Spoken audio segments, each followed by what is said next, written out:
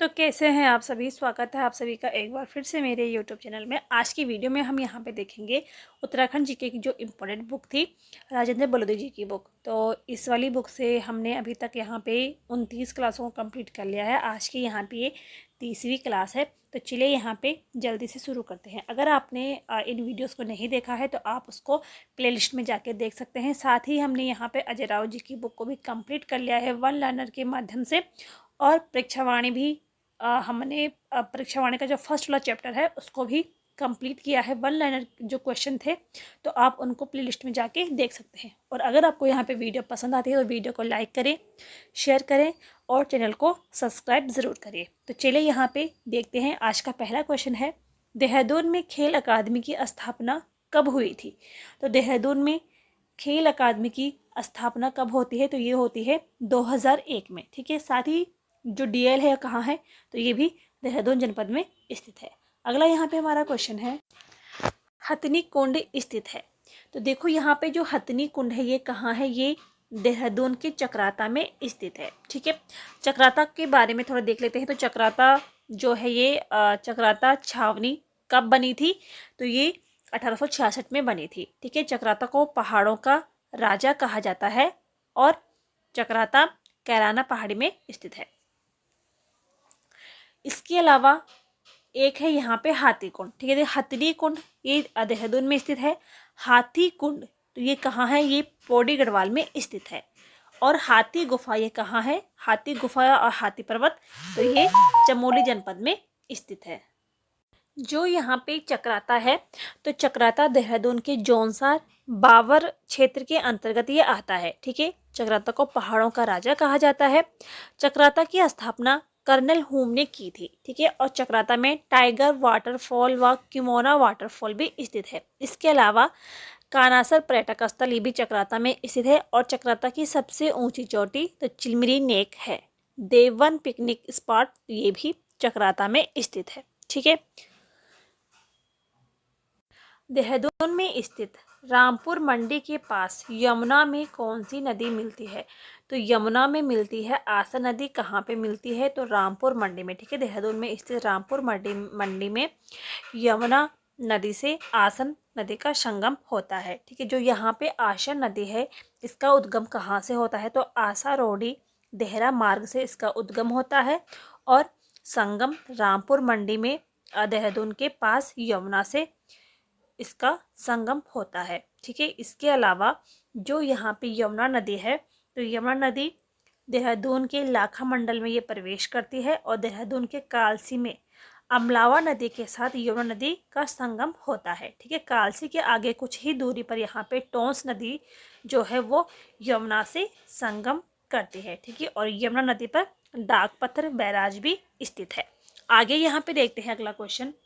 और जो यहाँ पे आशन नदी है, तो आशन नदी पे आशन बैराज भी बना है। ये कब बना था, तो 1967 में ये बैराज बना था। राजाजी राष्ट्रीय उद्यान की स्थापना कब की गई थी, तो राजाजी राष्ट्रीय उद्यान की स्थापना होती है 1983 में।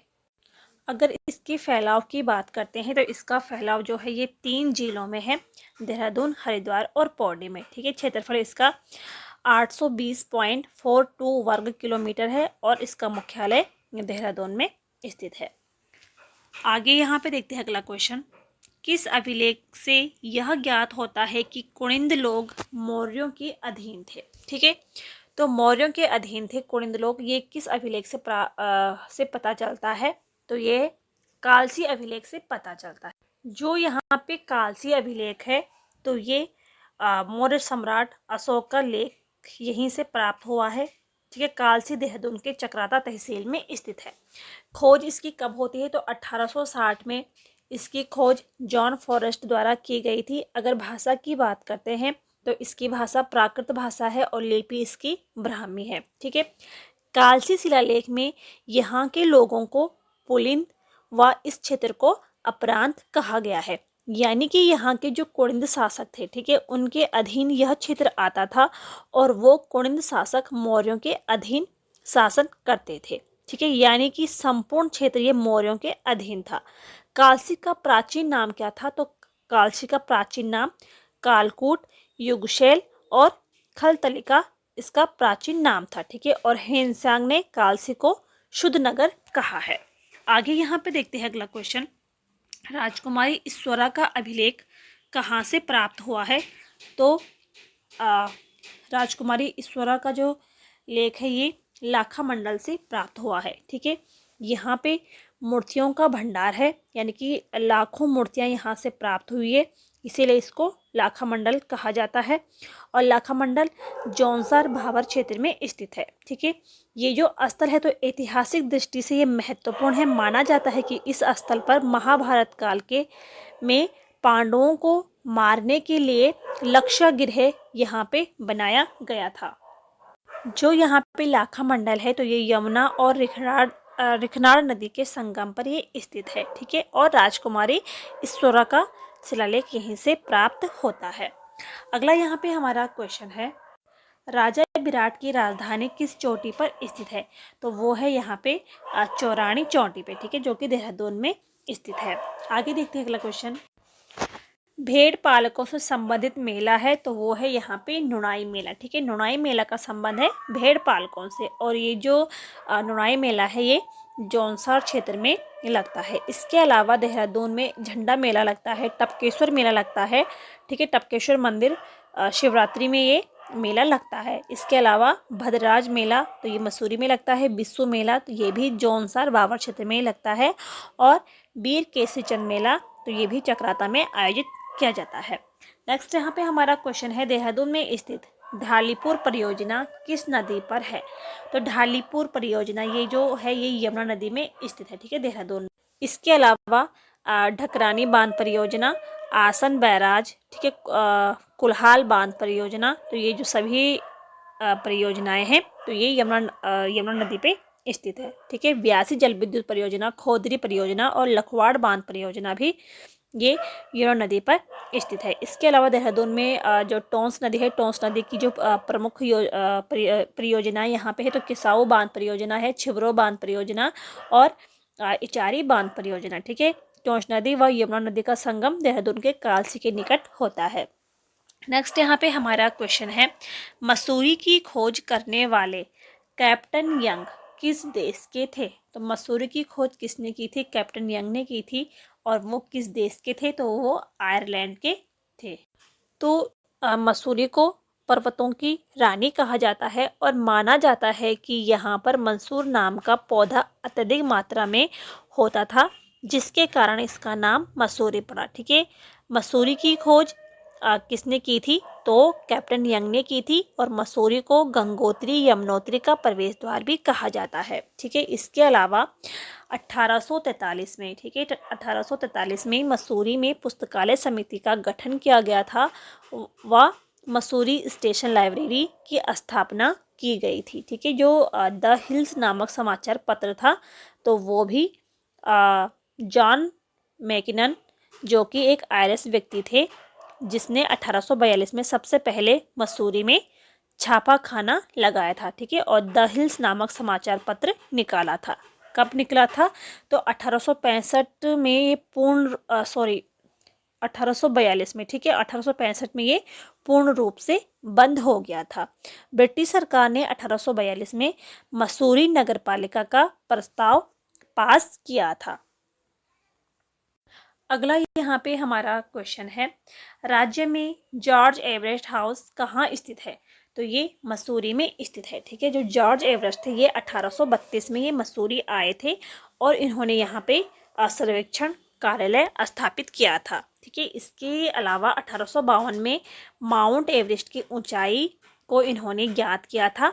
तो जो माउंट एवरेस्ट है, ठीक है, तो पहले इस चोटी का नाम चोटी 15 था, ठीक है, चोटी 15 इसका नाम था, लेकिन 1865 में, ठीक है, 1865 में इसका चोटी 15 का नाम बदलकर एवरेस्ट के, ठीक है, जो जॉर्ज एवरेस्ट थे उनके नाम पे एवरेस्ट इसका नाम रख दिया गया।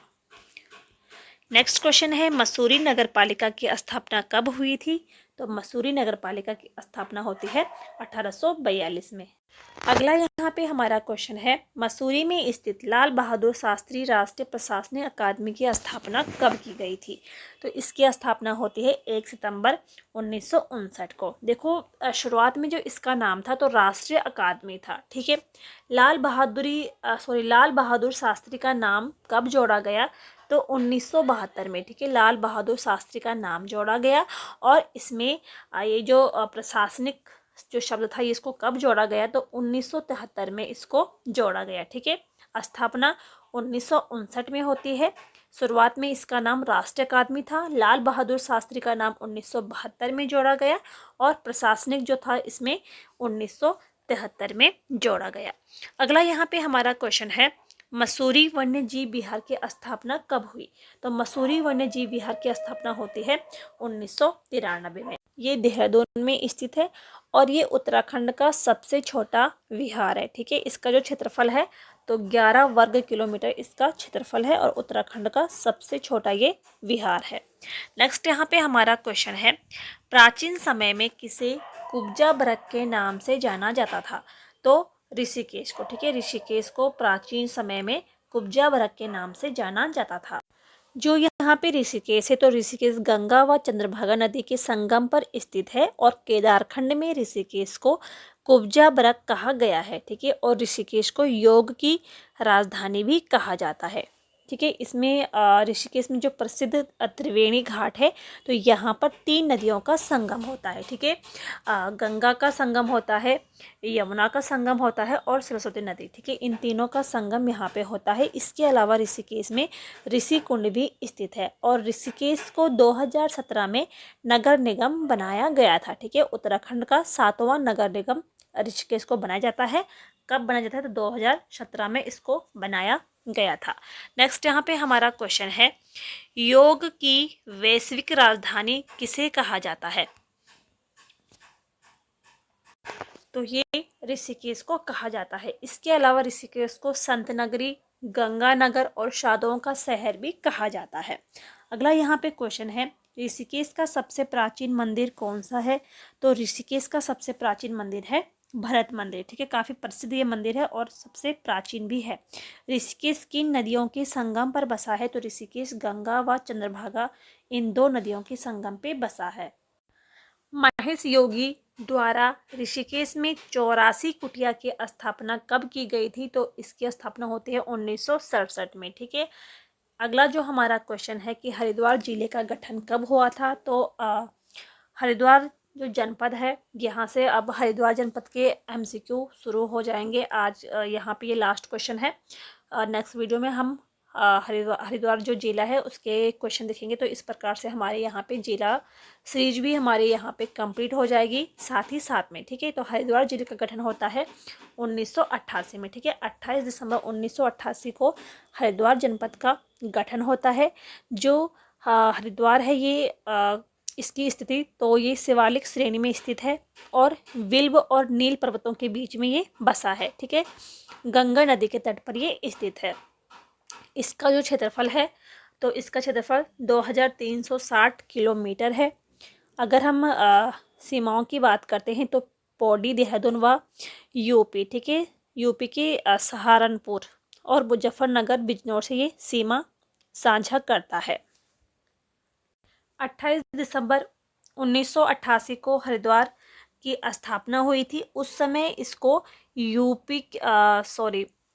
जब 1988 में हरिद्वार को जिला बनाया गया था तो इसको सहारनपुर मंडल में इसको शामिल किया गया था, ठीक है। और जब हमारा राज्य गठन होता है तो राज्य गठन के बाद इसको गढ़वाल मंडल में शामिल किया गया था, ठीक है। तो जब इसकी स्थापना होती है हरिद्वार को तो इसको हरिद्वार की स्थापना जब होती है तो सहारनपुर मंडल में इसको शामिल किया जाता है। स्कंद पुराण में हरिद्वार को मायापुरी कहा गया है, ठीक है। महाभारत काल में गंगाद्वार और इसके अलावा इसके जो प्राचीन नाम थे तो गंगाद्वार, मायापुरी, उत्तर भारत का केरल, चारों धामों का द्वार भी कहा जाता है, तीर्थ स्थलों का प्रवेश द्वार भी कहा जाता है, स्वर्गद्वार भी इसको कहा जाता है, ठीक है, हरिद्वार को। तो ये थे आज के यहाँ पे 20 क्वेश्चन। अगर आपको यहाँ पे वीडियो पसंद आई हो तो लाइक करिए, शेयर करें और चैनल को सब्सक्राइब ज़रूर करिए। मिलते हैं नेक्स्ट वीडियो में, तब तक के लिए थैंक यू।